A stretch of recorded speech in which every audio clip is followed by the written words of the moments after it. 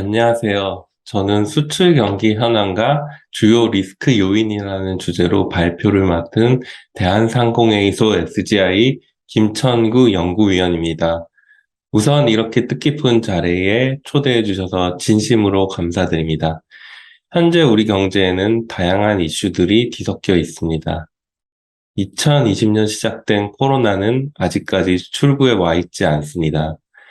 코로나 이후 급격히 늘어난 유동성으로 주요 선진국들은 인플레이션과 씨름하고 있습니다. 러시아와 우크라이나는 서로 총부리를 겨누며 여전히 전쟁 중에 있습니다. 이러한 문제들은 결국 경제 문제로 귀결될 수밖에 없습니다.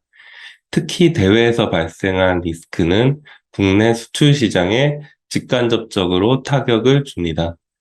향후 국내 경제를 바라볼 때 우리나라의 높은 대외 의존도뿐만 아니라 어느 때보다 높아진 대외 리스크를 고려할 때 이 시점에서 수출을 중요하게 생각하고 점검해야 할 이유로 생각되어집니다. 그렇다면 우리나라 수출은 우리나라 경제에서 얼마나 중요하며 현재 어떤 상황에 위치해 있을까요? 국내 수출의 흐름을 살펴보면 수출은 2021년 이후부터 호조세를 이어가며 성장의 버팀목 역할을 해왔습니다. 왼쪽의 그림은 국내 수출의 성장 기여도 추이를 나타내고 있습니다. 그림을 살펴보면 2015년부터 2017년까지는 외수 부문이 경제 성장률에 마이너스 기여를 하다 2018년 순수출 증가율이 플러스로 반전된 것으로 나타납니다. 특히 코로나로 국내 경제가 심각한 침체를 겪었던 2020년에는 수출이 경제 성장을 이끌어주며 급속한 경기 침체를 방어하였습니다. 2021년과 2022년 상반기의 경우에도 수출은 지속적인 호조를 보이며 국내 경제를 견인하고 있습니다. 오른쪽의 그림은 2020년부터 국내 수출입 증가율을 나타내고 있습니다. 코로나가 발생했던 2020년 초에 국내 수출 증가율은 20% 넘게 마이너스를 기록하였습니다. 2020년 중반 이후부터 수출은 빠르게 반등하며 2021년에는 수출 증가율이 두 자릿수가 훌쩍 넘도록 급증하였습니다. 이러한 추세는 완만하게 둔화하고 있으나 아직까지는 수출은 나쁘지 않다, 이렇게 판단이 됩니다. 다만 수출을 상회하는 수입 증가율로 무역 수지는 4개월 연속 적자를 기록 중에 있습니다. 그런데 올해 상반기까지 수출은 호조세를 보여왔으나 하반기에는 좀 이야기가 달라질 것으로 보입니다. 글로벌 경기 둔화, 미국의 통화 정책 정상화, 그리고 우크라이나 전쟁 등 수출 시장의 불안 요인이 확대되고 있다는 것입니다. 왼쪽의 그림은 IMF가 최근에 전망한 세계 경제 성장률을 나타내고 있습니다. IMF는 금년 7월 발표한 세계 경제 전망에서 세계 성장률 전망치를 기존 3.6%에서 3.2%로 0.4%포인트 하향 조정하였습니다. 특히 선진국 경기가 많이 꺾이고 있다는 것이 특징적입니다. 미국, 유럽 등 주요 선진국들이 고인플레이션에 시달리며 긴축적인 통화 정책으로 전환된 것이 크게 작용하였습니다. 오른쪽 그림은 IMF가 지난번 전망보다 주요국들의 경제 성장률을 얼마나 낮추었는지를 나타내는 그림입니다. IMF의 지난 전망은 4월이었는데 3개월 동안 주요국들의 금년 성장의 하방 요인이 매우 크게 늘어났다는 것을 의미합니다. 특히 미국, 중국, 독일, 일본 등의 금년 성장 전망이 최근 급격히 악화된 것으로 나타납니다.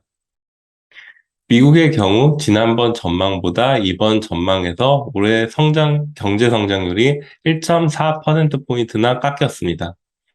중국 역시 이번 전망에서 4월 전망보다 올해 1.1%포인트 성장률이 하향 조정되었습니다. 우리나라의 경우 아직까지 내수 경기가 코로나 이전의 성장 흐름으로 완벽히 돌아서지 못하고 있는 상황입니다. 코로나 재확산이 반복되고 국내에도 물가 상승 압력과 내외 금리 차가 커지며 통화 정책은 점차 긴축적으로 운영되고 있습니다. 이러한 상황에서 수출 경기마저 흔들릴 경우 국내 경제는 전반적인 침체에 빠질 가능성이 있습니다. 왼쪽 그림은 글로벌 무역 규모 순위입니다. 우리나라는 세계에서 중국, 미국, 독일, 네덜란드, 일본, 홍콩, 프랑스에 이어 무역 규모가 세계 8위를 차지하고 있습니다. 특히 GDP 대비 수출입 비중은 약 59.8%를 차지하며 주요국 중 독일에 이어 가장 높습니다.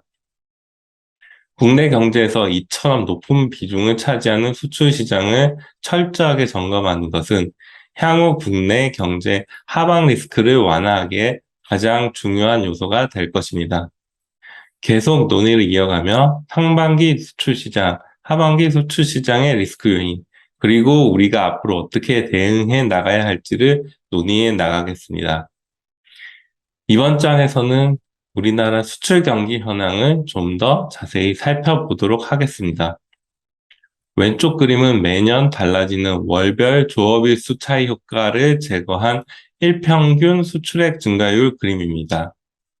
예를 들어 올해 같은 경우 추석이 9월에 있는데 만약 전년도에 추석이 9월에 있지 않았다면 수출을 전년과 단순하게 비교를 하게 된다면 기술적으로 좀 차이가 발생하게 될 수 있습니다. 따라서 이러한 효과를 제거하면 좀 더 수출의 추세를 정확히 들여다볼 수 있습니다. 우리나라의 일평균 수출 증가율은 7월 기준 전년 동기 대비 14.2%를 기록하고 있습니다. 일평균 수출 증가율이 여전히 두 자릿대에 늘고 있다는 것은 그만큼 수출 시장이 7월까지는 나쁘지 않다. 이렇게 보여집니다. 오른쪽 그림은 수출 증가율을 가격의 변동 효과와 물량의 변동 효과로 구분하여 나타낸 그림입니다. 그 결과 우리나라 수출 증가율에서 수출 단가 효과는 여전히 양호한 증가세를 보여주고 있습니다. 즉, 국내 제품의 해외 시장에서 가격 경쟁력은 유지되고 있는 것으로 보여집니다. 다만, 가격 효과를 제외하면 국내 수출 증가율은 이미 마이너스로 전환된 상황입니다. 즉, 해외로 수출되는 제품의 양은 작년보다 서서히 줄어들고 있는 것으로 나타나고 있습니다. 여기서는 경기 국면의 식별 및 예측할 수 있는 수출 경기 순환 변동치와 수출 경기 확산 지수를 살펴보았습니다. 우선 수출의 장기 추세를 제거하고 경기 변동분을 구한 수출 경기 순환 변동치의 경우 아직까지 기준치인 100포인트를 넘어서고 있습니다. 다만 수출 경기는 정점을 지나 서서히 둔화 국면으로 진입해 가고 있는 것으로 보여집니다. 오른쪽 그림은 전체 품목 중 수출이 늘어나고 있는 품목 수의 비중으로 계산한 수출 경기 확산 지수입니다. 수출 경기 확산 지수의 경우 기준치가 50포인트인데 3월 기준으로 보면 약 64.6포인트로 기준치인 50포인트를 상회하였으나 이후 빠르게 급락하면서 최근 수출 경기 확산 지수가 상당히 안 좋아지는 모습을 보여주고 있습니다. 수출이 증가세를 보이는 품목수보다 점차 감소세를 보이는 품목들이 늘어나고 있다는 것을 의미합니다. 우리나라 수출을 품목별로 살펴볼 경우 선박을 제외한 대부분의 주력 품목들이 수출 호조세를 유지하고 있습니다. 금년 상반기에 석유 제품, 컴퓨터, 철강, 반도체 등 주력 품목 수출이 크게 늘어났습니다. 이 외에도 떠오르는 신산업인 바이오 헬스, 2차 전지 등도 양호한 수출 증가세를 보여주고 있습니다. 반면 선박의 경우 2020년에 줄어든 수주 감소의 영향에 올해 수출이 감소세를 보이고 있습니다. 하나의 선박을 제조할 경우 보통 수년이 걸리는데 코로나 당시인 2020년에 부진했던 선박 수주가 일정 시차를 두고 현재 영향을 주고 있는 것으로 보여집니다. 자동차 및 자동차 부품의 경우 반도체 공급에 어려움을 겪으며 금년 상반기 수출이 정체되는 모습을 보여주었습니다. 우리나라 수출을 지역별로 구분하여 보면 아세안, 인도 등 신흥시장에서 수출이 크게 늘어난 것이 눈에 띕니다. 경기 회복세의 영향으로 미국으로의 수출이 호조세를 나타냈습니다. 반면 중국의 경우 수출은 증가세를 유지했으나 여타 국가들에 비해서는 증가율 수준이 낮았던 것으로 나타납니다. 중국의 경제 성장률이 아무래도 예전보다 많이 나빠진 것이 작용한 것으로 보여집니다. 이에 따라 우리나라의 대중국 수출 비중은 지난해 25.3%에서 금년 상반기 23.2%로 낮아졌습니다. 한편 미국으로의 우리나라 수출 비중은 지난해 14.9%에서 올해 상반기 15.7%로 늘었으며 아세안으로의 수출 비중도 상당히 많이 늘어난 것으로 보여집니다. 그렇다면 하반기에는 국내 수출이 어떻게 될까요? 이번 장에서는 하반기 국내 수출 시장에 놓여진 주요 리스크를 살펴보며 하반기 수출 경기를 예측해 보도록 하겠습니다. 우선 제가 하반기 수출 경기에서 가장 크게 우려하는 것은 중국 경제의 성장이 둔화되고 있다는 것입니다. 중국은 우리나라의 최대 수출국입니다. 최근 중국은 코로나 재확산 및 방역 조치 강화로 내수가 크게 흔들리는 모습입니다. 왼쪽 그림은 중국의 부문별 성장 기여도를 나타내고 있습니다. 중국의 금년 상반기 성장률은 2021년 8.1%에 비해서 매우 쪼그라든 모습입니다. 이처럼 중국의 금년 상반기 성장률이 부진했던 이유는 특히 소비의 성장 기여가 빠르게 급감한 것이 눈에 띕니다. 작년 소비의 성장 기여도가 약 5.3%포인트나 되었다면 금년 상반기에 소비의 성장 기여도는 약 0.8%포인트에 불과합니다. 중국의 주요 도시가 봉쇄되며 중국 내 고용 여건이 많이 악화되었고 소비 여력이 크게 위축된 결과입니다. 이에 따라 금년 중국의 수입 증가율도 0%대에서 등락을 거듭하는 모습을 보여주고 있습니다. 중국 경제는 코로나 이전에도 이미 추세적으로 성장 모멘텀이 약화되고 있는 상황이었습니다. 과거 8%를 상회하던 중국의 경제 성장률은 최근 5%에서 약 6%대까지 낮아진 상황입니다. 올해 경제 성장률은 특히 낮을 것으로 예상이 되고 있습니다.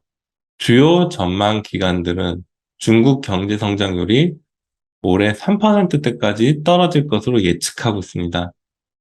왼쪽 그림은 중국 경제의 성장률을 장기적인 추이를 나타내고 있습니다.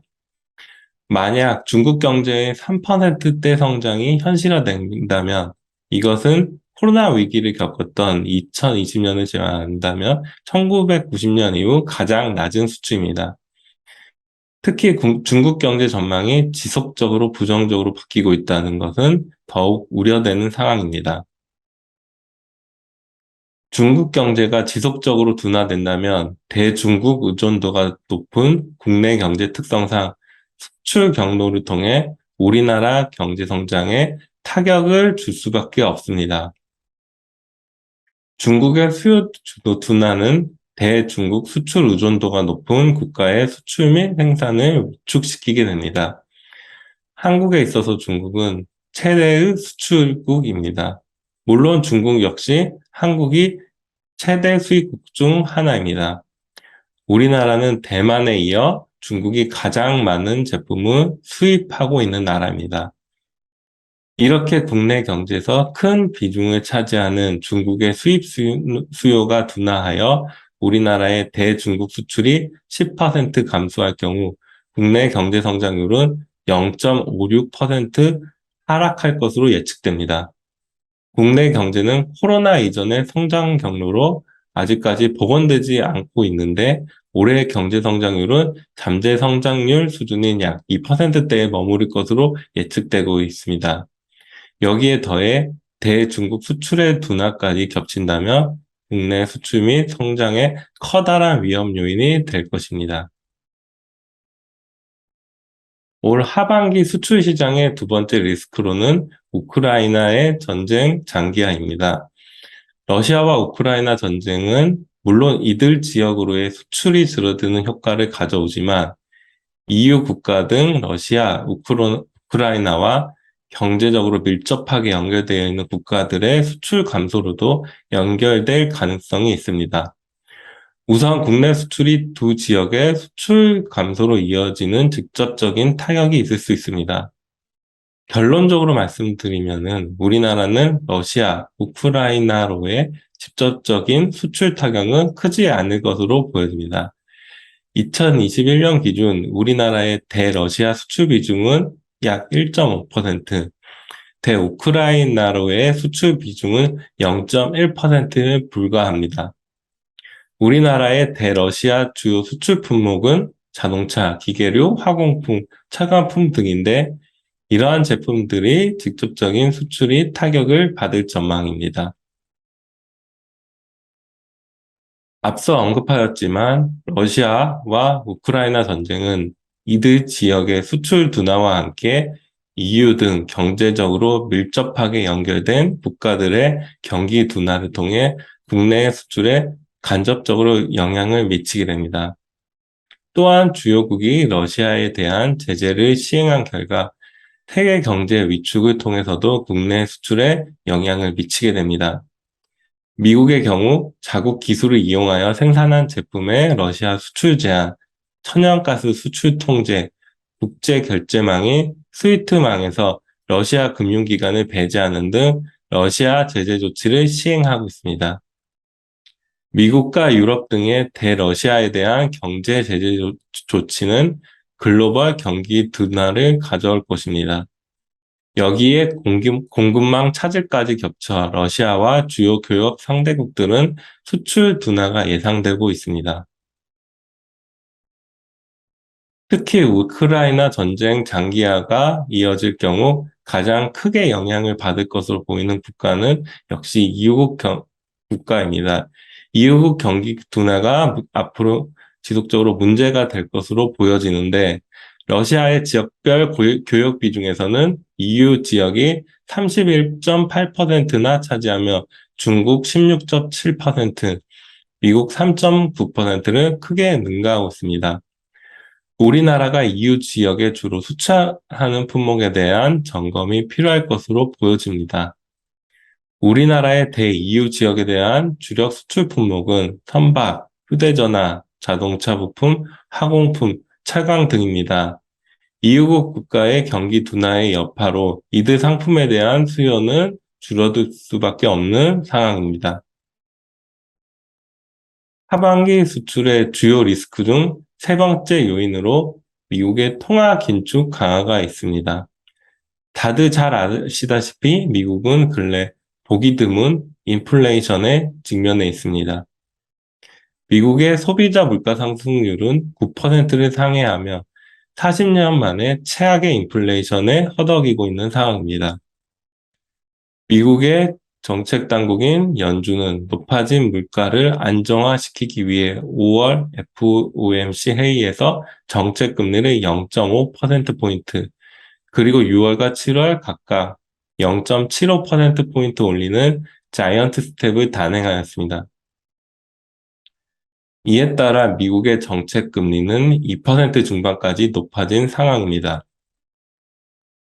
주요 투자은행들은 금년 미국 기준금리 상단값이 3%대 후반까지 도달할 것으로 예상하고 있습니다. 미국은 높은 물가 상승률, 양호한 노동시장 여건 등의 원인으로 점차 통화 정책이 긴축적인 방향으로 흘러가고 있습니다. 앞서 언급하였던 미국의 소비자 물가 상승률은 이미 연준 목표치 2%는 크게 상회하고 있는 상황입니다. 실업률은 코로나 팬데믹 이전 수준으로 회복하여 사실상 완전 고용 상태에 진입하였으며 임금이 꾸준히 상승하는 등 고용 여건이 많이 개선되었습니다. 이러한 점들이 미국의 정책 금리의 급격한 인상을 부채질하는 원인들로 작용하고 있습니다. 이러한 미국의 통화 긴축 움직임은 특히 신흥국에 타격을 줄 것으로 보여집니다. 과거에도 미국이 통화 긴축에 나설 때 신흥국 경제는 크게 요동치는 모습을 보여주었습니다. 왼쪽 그림을 보시면 과거 미국의 금리 상승 시 신흥국 금융 지표의 변동을 나타내고 있습니다. 미국이 정책금리 인상에 나설 때 신흥국의 주가 및 통화 가치는 크게 하락하고 국채금리 및 CDS 프림이 큰 폭으로 상승하였습니다. 구체적으로 미국의 국채금리가 100bp 높아졌을 때 신흥국 주가는 13.9%나 하락하였고 환율은 14.3%로 상승하는 등 변동성이 크게 확대된 모습입니다. 또한 국채금리 및 CDS 프리미엄은 각각 117bp, 103bp 높아졌습니다. 이러한 경험은 과거뿐만 아니라 현재에도 재현될 가능성이 높아 보입니다. 오른쪽 그림은 신흥국별로 대외 건전성 지표를 나타낸 것입니다. 외환보유액 적정성 지표로 살펴볼 때 튀르키예, 칠레, 남아공 등의 대외 지급 능력이 취약한 것으로 보여집니다. 또한 중국, 말레이시아, 폴란드, 헝가리 등의 대외 건전성도 상대적으로 취약한 것으로 분석이 됩니다. 미국이 정책금리 인상을 지속할수록 이들 신흥국들에 대한 외환 관리 등 관심 수준을 높여나가야 할 것으로 판단됩니다. 신흥국들의 금융시장 위기는 곧 실물 경제로 전이되어 경제에 타격을 줄 것입니다. 앞으로 이들 취약 신흥국 중심으로 수입 수요 감소 및 우리나라의 대신흥국 수출 증가율 둔화가 예상이 됩니다. 왼쪽 그림은 우리나라의 대신흥국 수출 증가율을 나타내고 있습니다. 과거에도 미국이 테이퍼링을 시작한 2013년, 그리고 정책금리 인상에 나선 2015년 기간 동안 우리나라의 신흥국에 대한 수출 증가율이 감소세로 전환이 되었습니다. 오른쪽 그림은 우리나라의 대신흥국으로의 수출 비중을 나타내고 있습니다. 신흥국 수입 수요 둔화로 2013년 우리나라의 대신흥국 수출 비중은 약 54.7%에서 2015년 53.4%로 줄어들었습니다. 마지막으로 주목해야 할 하반기 수출의 주요 리스크로 1번 엔저 심화 및 장기화가 있습니다. 현재 원 백엔 환율은 900원대를 유지하고 있습니다. 주요 선진국과 달리 일본 중앙은행은 완화적인 통화 정책을 지속하며 엔화의 약세 기조가 형성되어 있습니다. 최근 일본 중앙은행은 현재의 양적, 질적 금융 완화 정책을 유지하기로 결정하였습니다.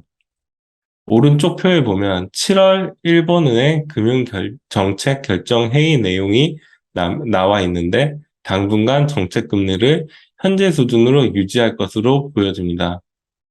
엔화 약세는 달러화가 미국 통화 긴축과 글로벌 경기 불확실성 확대에 따른 안전자산 선호 심리 강화 등으로 강세를 보이고 있는 것과 매우 대조적인 상황입니다. 특정 국가로의 수출은 단기적으로 외국의 수입 수요와 가격 경쟁력을 나타내는 환율 수준 등에 많은 영향을 받습니다. 앞서 언급한 중국의 성장 둔화, 우크라이나 사태 영향, 미국의 통화 긴축 후 신흥국 실물 위축 등은 수입 수요에 영향을 많이 미친다고 할 수 있습니다. 반면 엔저의 같은 경우에는 우리나라 상품의 가격 경쟁력에 영향을 미치게 됩니다. 엔화 가치가 하락한다는 것은 국내 상품 수출 단가가 일본에 비해 상대적으로 높아지며 국내 수출의 감소 요인으로 작용할 수 있습니다. 사실 엔화의 국내 수출에 대한 영향력은 과거보다는 그래도 줄어든 것이 사실입니다. 현재 엔저로 인한 국내 상품의 가격 경쟁력 약화를 달러와 강세 요인이 어느 정도 상쇄하고 있는 상황입니다. 그리고 가장 중요한 일본과 경합도의 경우 왼쪽 그림을 보시면 한국과 일본의 수출 경합도를 제시하고 있습니다. 한국과 일본 제품 간 수출 경합도는 2011년 0.475에서 2021년 0.458로 과거보다 낮아졌습니다. 국내 제품의 브랜드, 품질 경쟁력이 높아진 결과 환 변동이 수출에 미치는 영향이 점차 축소되고 있는 것입니다. 오른쪽 그림은 한국과 일본의 품목별 수출 경합도를 나타내고 있습니다. 이 그림을 보면은 국내 제품 중에는 여전히 석유, 자동차, 전기전자, 선박, 가전 등의 품목이 일본과 높은 수출 경합 관계를 가지고 있는 것으로 나타났습니다. 과거보다 일본과의 수출 경합 관계가 낮아졌더라도 걱정이 없는 것은 아닙니다. 과거 사례를 보면 세계 경제 둔화와 엔저 장기화가 중첩되어 나타날 경우 일본과 경합 품목 위주로 국내 수출에 부정적인 영향이 증폭된 경험이 있습니다. 과거 주요 엔화 약세기는 1988년부터 1990년, 2004년부터 2007년, 그리고 2012년부터 2015년이 꼽힙니다.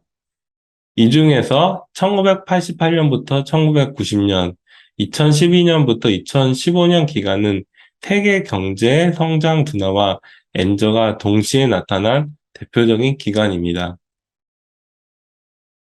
당시 1988년 국내 수출 증가율은 약 28.4%까지 높았으나 1990년엔 수출 증가율이 4.2%로 둔화하였습니다.